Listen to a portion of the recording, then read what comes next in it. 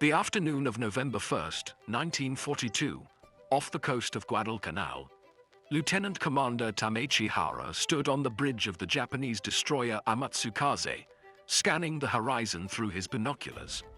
The light was fading, turning the Solomon Sea into a sheet of burnished copper.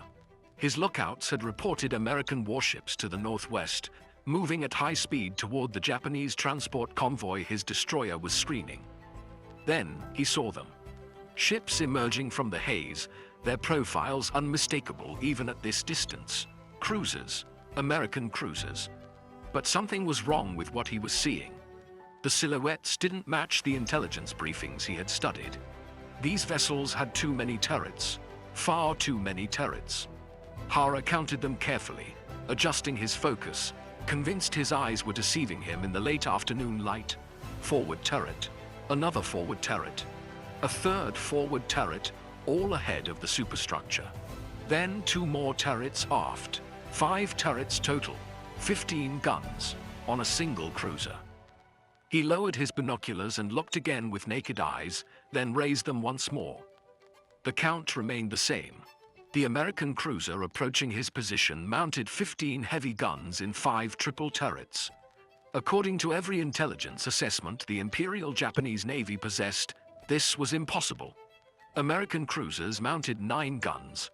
The heavy cruisers of the Northampton class, the Portland class, the New Orleans class, all carried 9 8-inch guns in 3 triple turrets.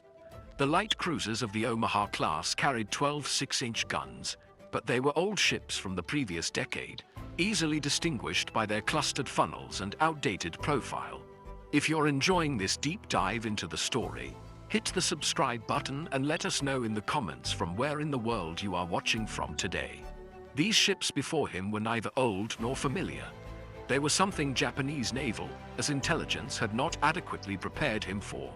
Something that challenged fundamental assumptions about American cruiser design and combat capability. The implications cascaded through Hara's mind as his destroyer increased speed, maneuvering to avoid engagement with vessels that outgunned him by a devastating margin. 15 guns meant 5 triple turrets. 5 triple turrets meant a weight of broadside fire that exceeded anything a Japanese cruiser could deliver. It meant the Americans had built a class of warships specifically designed to overwhelm opponents through sheer volume of fire. And if one such cruiser was here, off Guadalcanal, how many more existed in the American fleet? The question that formed in Hara's mind that afternoon would haunt Japanese naval officers throughout the Solomon Islands campaign and beyond. How had American shipyards produced cruisers with firepower that should have been impossible under treaty limitations? Why had Japanese intelligence failed to appreciate the significance of these vessels? And most troubling of all, what did this reveal about the true industrial capacity of the enemy they were fighting? The ships Hara had spotted were Brooklyn-class light cruisers, and their existence represented something far more significant than mere tactical surprise. They embodied a fundamental difference in design philosophy, industrial approach, and strategic thinking between the Imperial Japanese Navy and the United States Navy.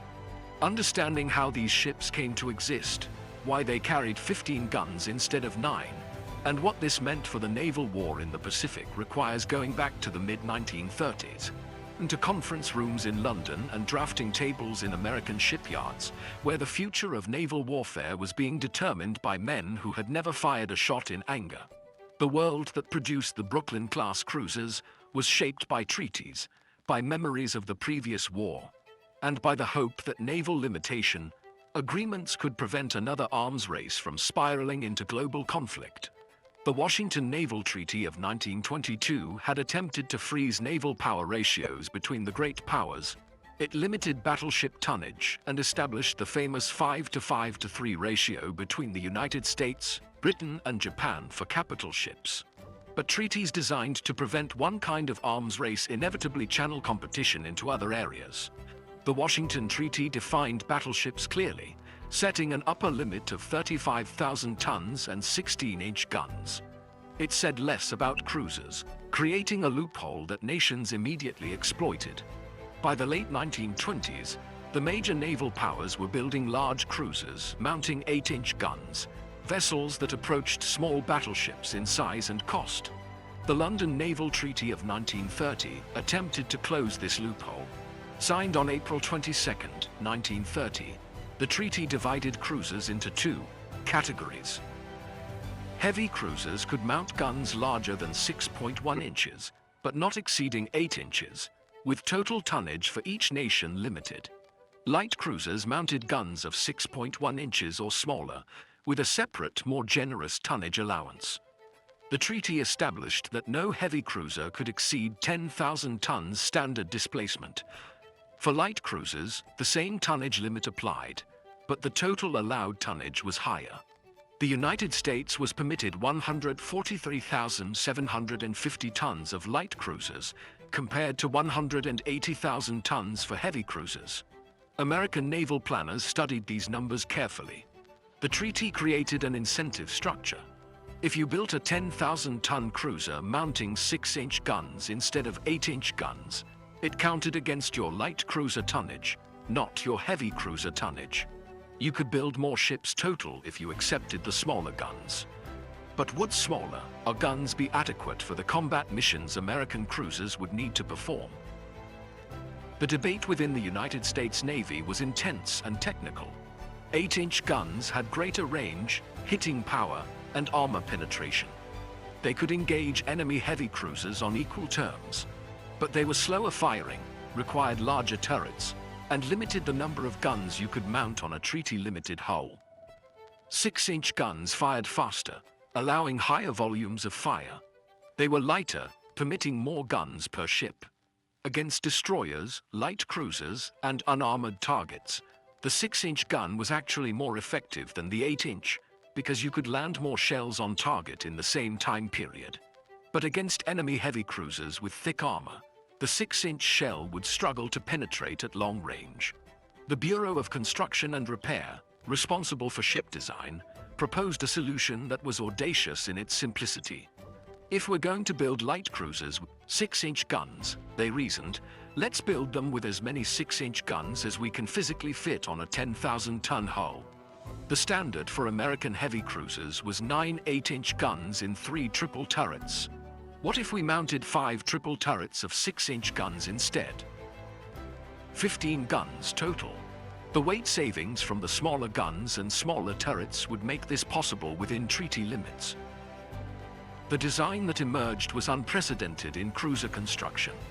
No major naval power had attempted to mount 15 guns on a single cruiser hull. The British built light cruisers with 12 6-inch guns. The Japanese Mogami class, though initially claiming to mount 15 6-inch guns, actually mounted them in 5 triple turrets that were significantly lighter than American installations, and the entire class would later be rebuilt with 8-inch guns anyway. The American approach was different. The Brooklyn-class design placed 3 triple turrets forward of a superstructure, in a super-firing arrangement where each turret could fire over the one in front of it. 2 more triple turrets sat aft, also in a super-firing configuration. This gave the ship tremendous firepower forward, allowing 9 guns to bear on a target ahead of the ship, and 6 guns to bear aft. The 6-inch 50 caliber Mark 16 gun selected for the Brooklyn class was a formidable weapon. It fired a 130-pound shell to a maximum range of 26,000 yards, nearly 15 miles. The rate of fire was 8 to 10 rounds per minute per gun, though sustained fire rates in combat were typically lower to allow for barrel cooling and magazine supply. This meant a Brooklyn-class cruiser could theoretically fire 120 to 156-inch shells per minute if all 15 guns were engaged. In practice, rates were lower, but even at reduced rates, the volume of fire was extraordinary. A single Brooklyn could deliver more shells on the target in a given time than 2 conventional light cruisers with 12 guns each. The armor scheme reflected American design priorities. The belt armor was 3 to 5 inches thick, sufficient to resist 6-inch shells at most combat ranges but vulnerable to 8-inch fire. The deck armor was 2 inches over magazines and machinery spaces. The turrets had face armor of 6.5 inches, thick enough to resist destroyer guns and shell fragments but not direct hits from heavy cruiser main batteries. This was deliberate. American designers knew these ships would be vulnerable in close-range combat against Japanese heavy cruisers. The armor was designed to keep the ship fighting and allow crew survival, not to make it invulnerable. The philosophy was that superior gun firepower, fire control, and tactical employment would allow Brooklyn-class cruisers to engage effectively, while avoiding situations where their armor would be tested against 8-inch guns. The ships displaced 9,775 tons, standard, rising to over 12,000 tons fully loaded with fuel, ammunition, and supplies. They measured 608 feet long, with a beam of 61 feet 9 inches. 4 sets of geared turbines produced 100,000 shaft horsepower, driving 4 propeller shafts. Maximum speed was 32.5 knots, fast enough to operate with carrier task forces or pursue fleeing destroyers. The crew numbered 868 officers and men.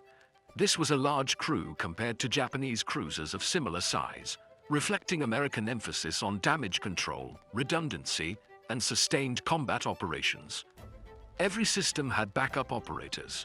Damage control parties were organized and trained to handle flooding, fires, and battle damage. Medical facilities could treat serious casualties.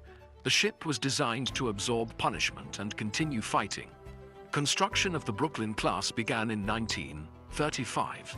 The lead ship, Brooklyn herself, was laid down at the New York Navy Yard on March 12, 1935. 8 more ships would follow: Philadelphia, Savannah, Nashville, Phoenix, Boise, Honolulu, St. Louis, and Helena. All 9 were completed between 1937 and 1939. The Imperial Japanese Navy had known about the Brooklyn-class cruisers since their construction.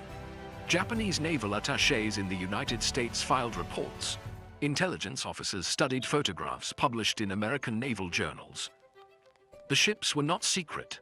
Their existence was openly acknowledged. But knowing a ship exists and understanding what it represents are entirely different matters. Japanese naval intelligence classified the Brooklyn class as light cruisers mounting 15 6-inch guns.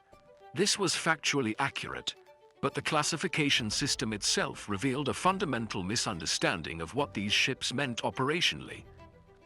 In Japanese naval thinking, light cruisers were screening vessels, ships that protected the main battle line, engaged enemy destroyers, and performed reconnaissance.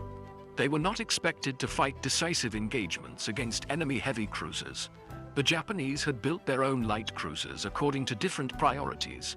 The Sendai class, completed in the early 1920s, displaced 5,500 tons and mounted 7 5.5-inch guns. They were fast, reaching 35 knots, designed for torpedo attacks and destroyer screening.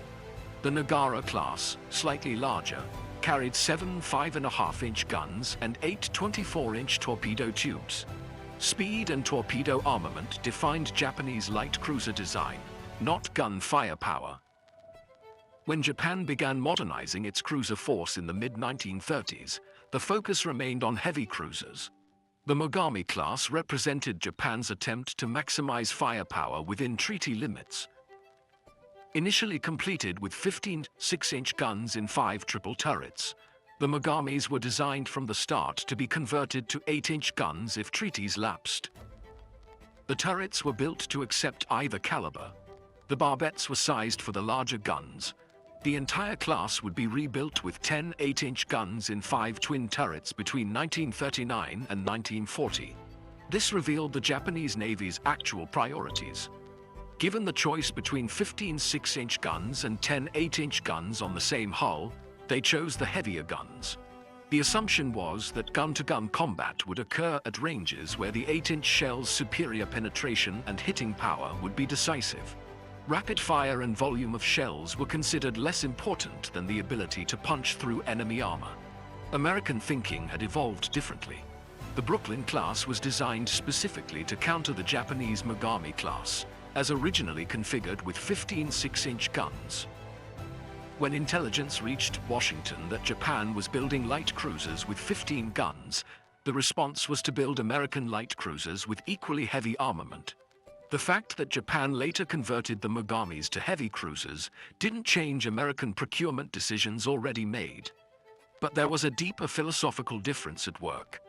American naval doctrine emphasized fire control, radar-directed gunnery, and overwhelming firepower. The Brooklyn class embodied this approach. Each ship carried the most advanced fire control systems available in the late 1930s. The Mark 34 gun director, mounted high on the superstructure, used optical rangefinders with a 46-foot base length to determine target range and bearing. Computer systems calculated firing solutions accounting for ship motion, target motion, wind, and projectile ballistics. When radar became available in 1941 and 1942, Brooklyn-class cruisers were among the first to receive the new technology. The SG surface search radar could detect ships at ranges exceeding 20 miles in good conditions. The Mark 8 fire control radar allowed gunnery solutions, even when targets were obscured by darkness, rain, or smoke. This gave American cruisers an enormous advantage in night combat, where Japanese ships relied on optical rangefinders and superior crew training. The doctrine for employing Brooklyn-class cruisers reflected their design strengths. They would operate with carrier task forces, providing anti-aircraft defense with their 15 main battery guns, capable of firing proximity-fused shells against aircraft. They would screen battleships from destroyer attack. They would engage enemy light forces, destroyers, light cruisers, armed merchant ships with overwhelming gunfire power. And if forced into combat against heavy cruisers, they would use superior fire control, radar, and rapid fire to land more shells on target than the enemy could return. Japanese doctrine had no equivalent concept. Their light cruisers were designed for speed and torpedo attack. Their heavy cruisers were designed for gun duels at long range, using superior optics and crew training. The idea of a light cruiser that could outshoot a heavy cruiser through sheer volume of fire was foreign to their operational thinking. When Brooklyn-class ships began appearing in combat in 1942, Japanese commanders had to improvise responses to a type of vessel their doctrine had not anticipated. The crew training aboard Brooklyn-class cruisers reflected American industrial and educational advantages.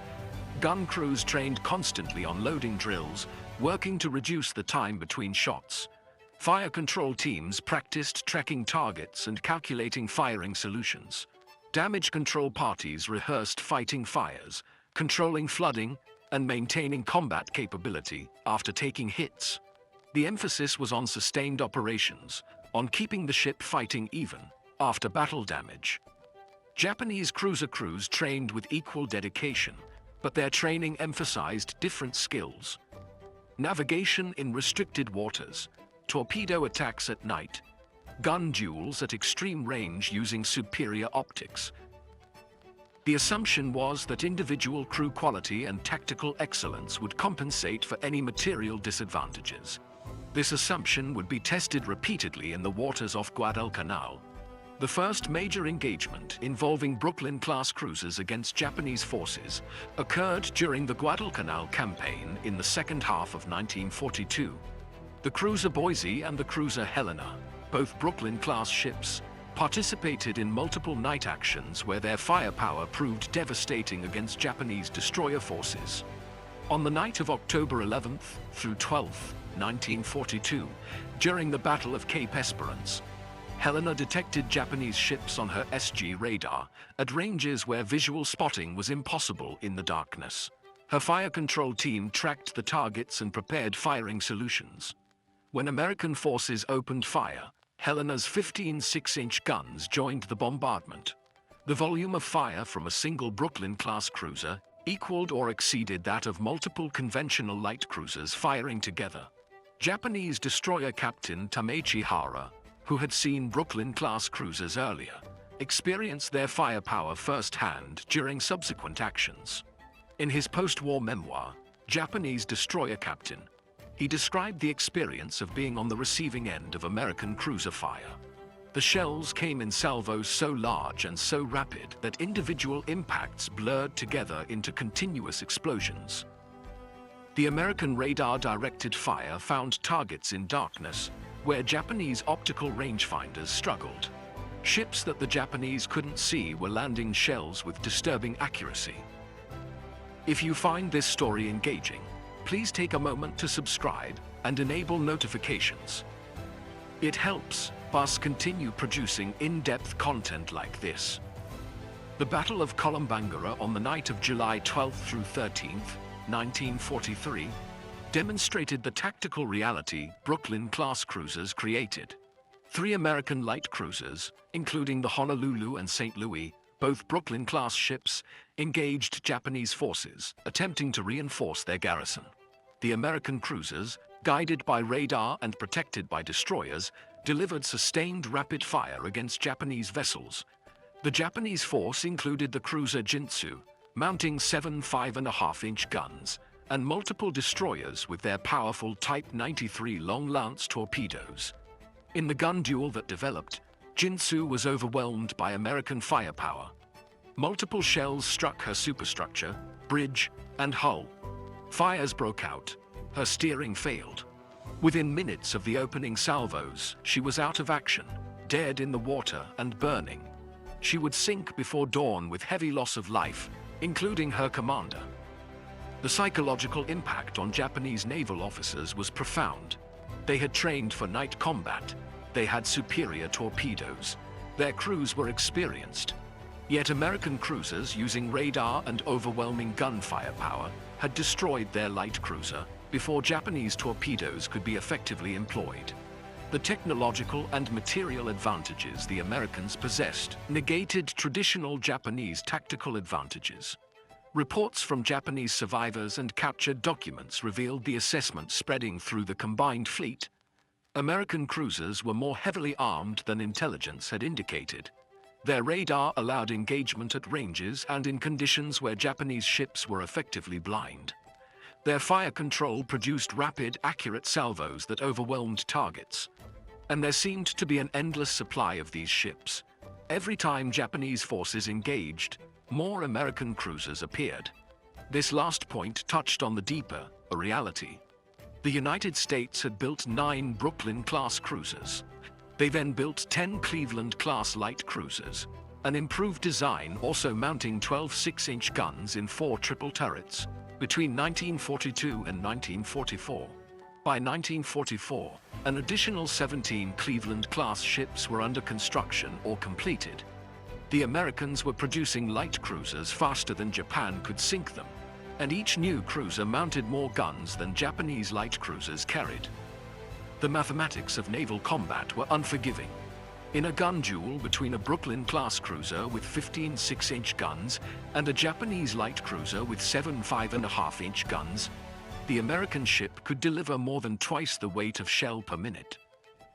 If both ships had equal fire control accuracy, the American ship would land twice as many hits. In practice, American radar fire control meant the accuracy advantage also favored the United States. Japanese heavy cruisers with 10 8-inch guns had superior hitting power per shell, but their rate of fire was slower. A Brooklyn-class cruiser firing 8 rounds per minute per gun from all 15 guns delivered 120 shells per minute. A Japanese heavy cruiser firing 3 rounds per minute per gun from 10 guns delivered 30 shells per minute. The Brooklyn could fire 4 times as many shells in the same period. The existence and combat employment of Brooklyn-class cruisers forced Japanese naval commanders to confront uncomfortable truths about American industrial capacity and design philosophy. These ships represented an approach to naval warfare that was fundamentally different from Japanese practice and more suited to the kind of war actually being fought in the Pacific. American cruisers were designed as components of a larger system. They operated with destroyers providing anti-submarine screening. They coordinated with aircraft from carriers providing reconnaissance and air cover. They used radar to detect and track targets beyond visual range. They relied on superior fire control computers to achieve first salvo hits. The individual ship was less important than the integrated combat system it belonged to. Japanese cruisers were designed as individual combatants. They emphasized superior optical equipment, highly trained crews, and powerful torpedo armament. The expectation was that individual ship quality and crew excellence would prove decisive in combat. This worked when facing opponents with similar or inferior equipment, as in the early war period against Allied forces in Southeast Asia. It failed when facing opponents with superior technology integrated into a comprehensive combat system. The 15 guns of the Brooklyn class symbolized this difference. Those guns weren't just weapons. They were part of a fire control system that included radar detection, computer-calculated firing solutions, and proximity-fused shells. They were supplied by magazines organized for rapid reloading. They were maintained by trained specialists with access to spare parts and repair facilities. They were operated by crews who had trained together for months on realistic drills. The entire system was designed for sustained, high-volume fire in extended combat operations. Japanese light cruisers mounting 7 or 8 guns assumed that combat would be brief. Violent encounters decided by superior torpedo attacks and accurate gunfire from highly trained crews. Extended gunnery duels where volume of fire mattered more than individual shot accuracy were not part of the doctrine. When such duels occurred, as they increasingly did in the Solomons campaign, Japanese ships were at a systematic disadvantage. By 1943, Japanese naval intelligence had updated their assessments of American cruiser capabilities. Reports acknowledged that Brooklyn-class ships mounted 15 6-inch guns, that their radar-directed fire control was radar balusha, superior to Japanese optical systems in night combat, and that their volume of fire was overwhelming to lighter Japanese vessels. But this knowledge came too late to influence Japanese shipbuilding programs, which were already committed to other priorities. Japan had no capacity to build equivalent vessels. The shipyards were fully occupied building carriers, battleships, and destroyers to replace losses. The industrial base couldn't support a major cruiser construction program while simultaneously building aircraft, training crews, and supplying existing forces. Even if Japan had started building Brooklyn equivalents in 1943, they wouldn't have been completed before the war ended. The naval war in the Pacific had become a contest between American industrial production and Japanese combat skill. For a time in early 1942, Japanese skill had appeared sufficient to overcome American material advantages. By late 1942 and into 1943, as American production reached full capacity and American forces gained combat experience, the material advantage became insurmountable. Brooklyn-class cruisers embodied this reality. They were good ships, well-designed, powerfully armed, effectively employed, but they weren't technological marvels. They were the product of industrial capacity applied systematically to a military problem. America could build 9 of them, then build 27 improved Cleveland-class ships, then build dozens of Baltimore-class heavy cruisers, all while simultaneously producing hundreds of destroyers, dozens of carriers, and thousands of aircraft. Japan couldn't match this production. They could build excellent individual ships with highly trained crews, but they couldn't replace losses at the rate American industry produced new vessels. Every Japanese cruiser sunk represented a significant loss of combat capability. Every American cruiser sunk was replaced by 2 more within months. The mathematics were inexorable. The Brooklyn-class cruisers continued their combat service throughout the Pacific War, participating in operations from the Solomons to the Philippines to Okinawa. Their service records reveal both the effectiveness of their design and the brutal reality of naval combat in the latter half of World War II. Helena was sunk on July 6, 1943, during the Battle of Kula Gulf. Japanese destroyers launched Type 93 torpedoes in a night action, and 3 struck Helena's hull. The explosions broke the ship's back. She sank in less than 20 minutes, taking 168 men with her. The survivors, nearly 900 men floating in the water, were mostly rescued by American destroyers, though some spent days on Japanese-held islands before being evacuated. Helena's loss demonstrated that 15 6-inch guns couldn't protect against torpedoes, and that Japanese destroyers remained deadly opponents in close-range night combat.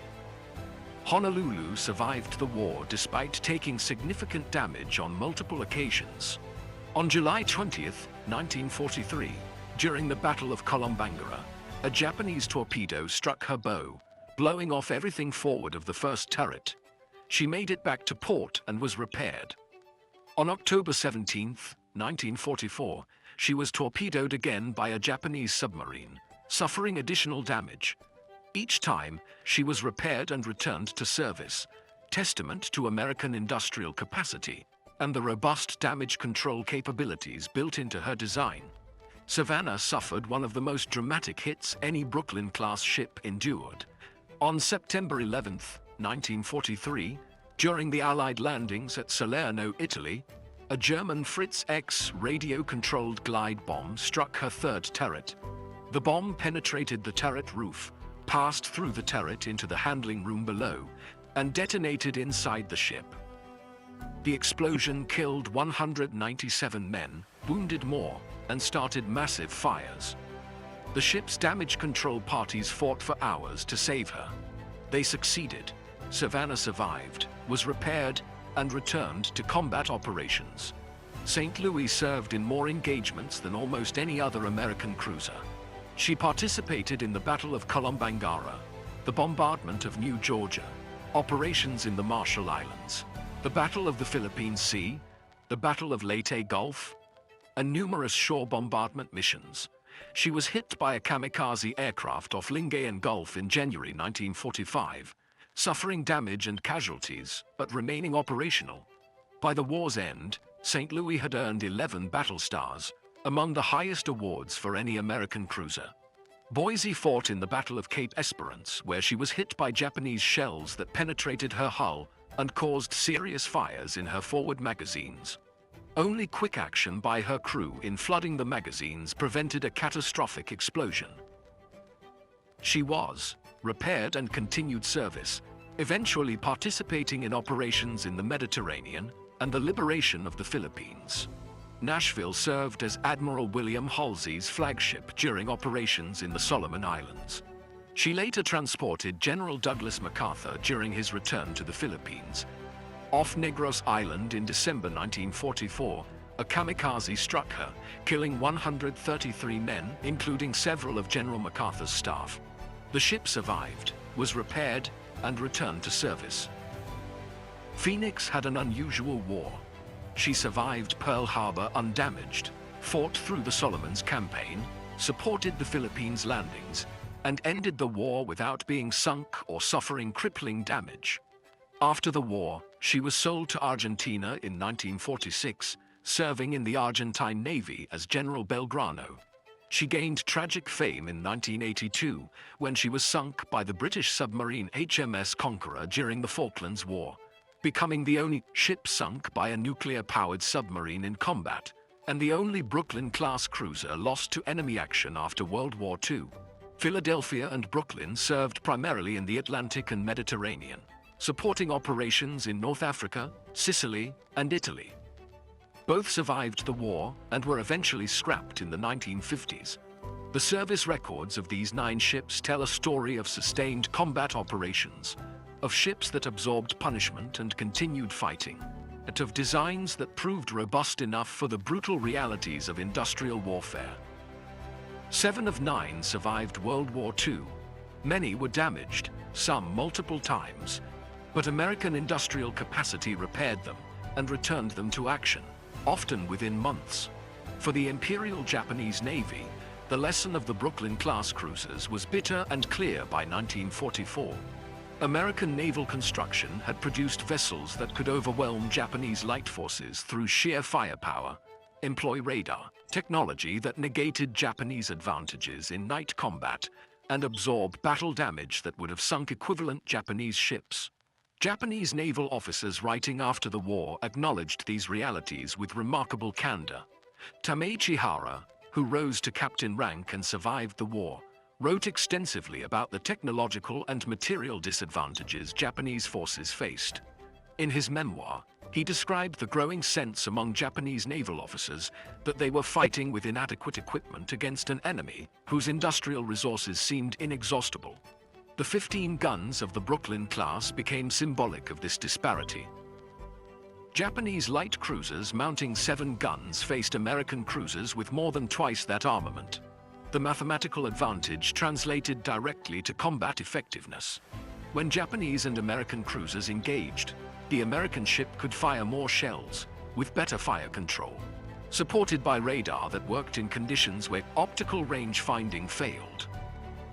Japanese attempts to counter this disadvantage focused on tactics rather than technology. Destroyers were employed more aggressively, using their torpedo armament to threaten American cruisers and force them to maneuver. Night attacks were emphasized, though the American introduction of radar increasingly negated the Japanese advantage in darkness. Submarine and air attacks were coordinated with surface actions to divide American attention and create opportunities for torpedo strikes. These tactics achieved occasional successes. Helena was sunk by destroyer torpedoes. Honolulu was damaged twice, but the overall trend favored the Americans. For every American cruiser damaged or sunk, Japan lost multiple destroyers and cruisers it could not replace. The exchange rate was unsustainable.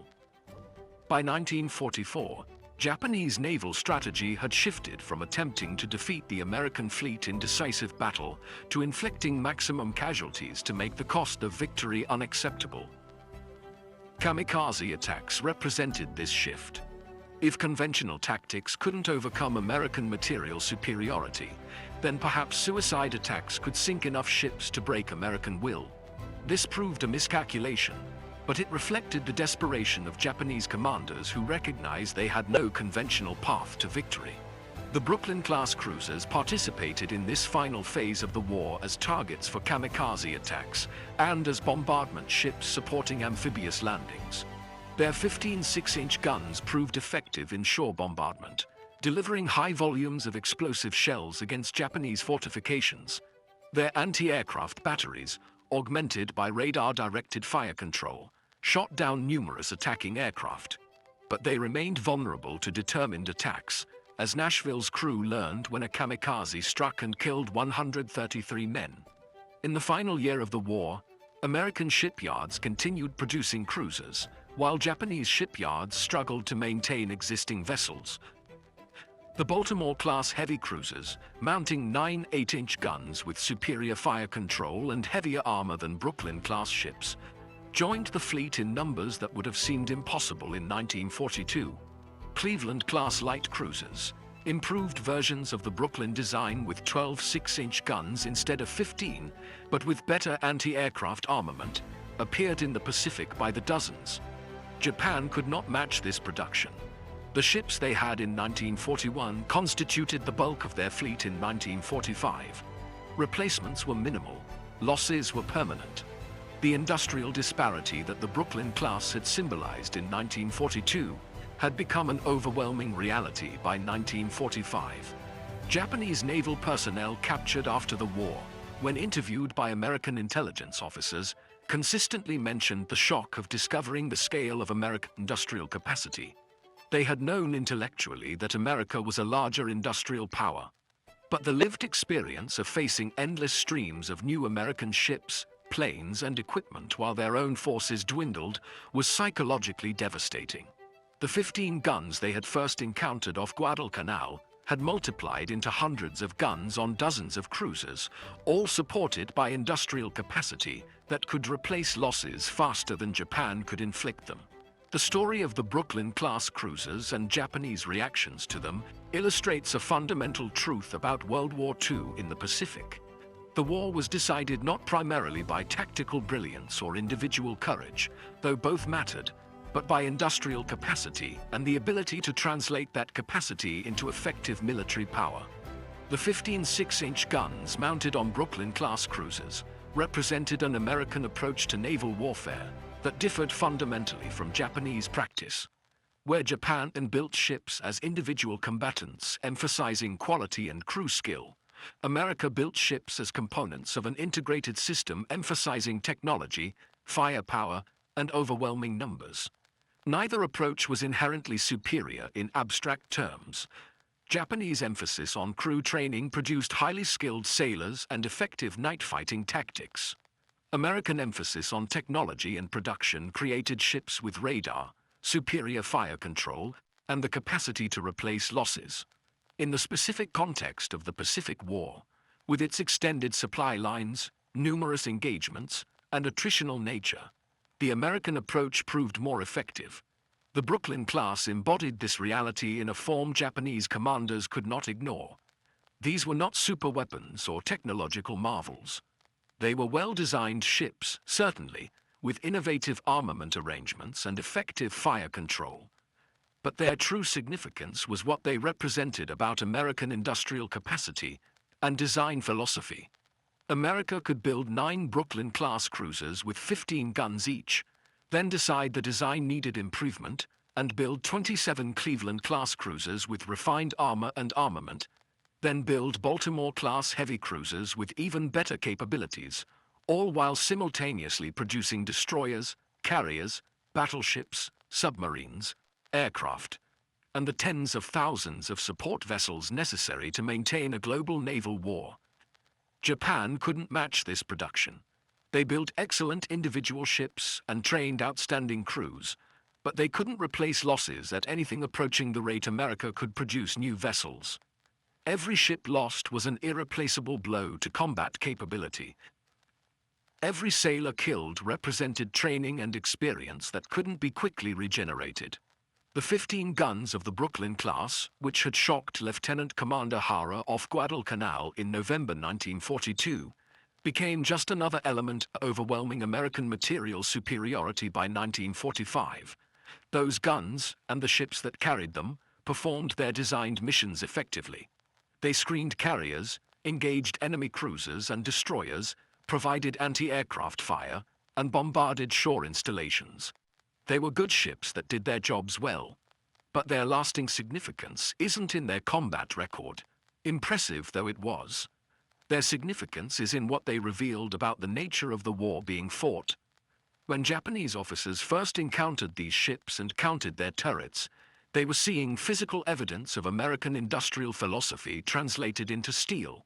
They were seeing ships that existed because American shipyards could build them, American industry could arm them, and American doctrine knew how to employ them effectively.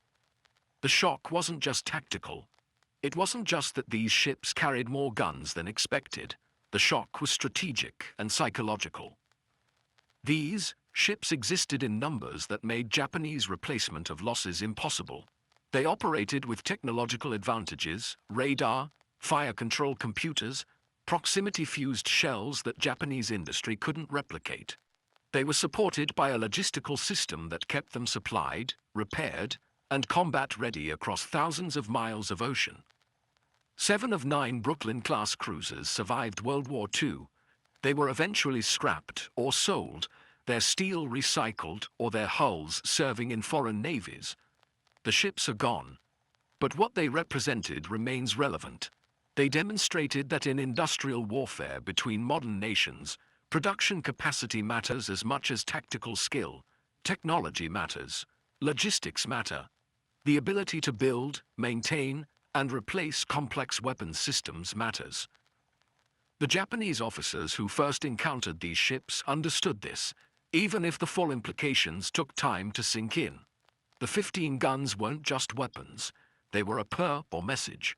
And that message, written in steel and gunfire across the Pacific from 1942 to 1945, was unmistakable.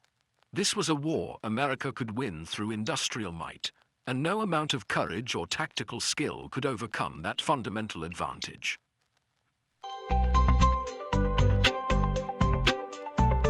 For more detailed historical breakdowns, check out the other videos on your screen now, and don't forget to subscribe.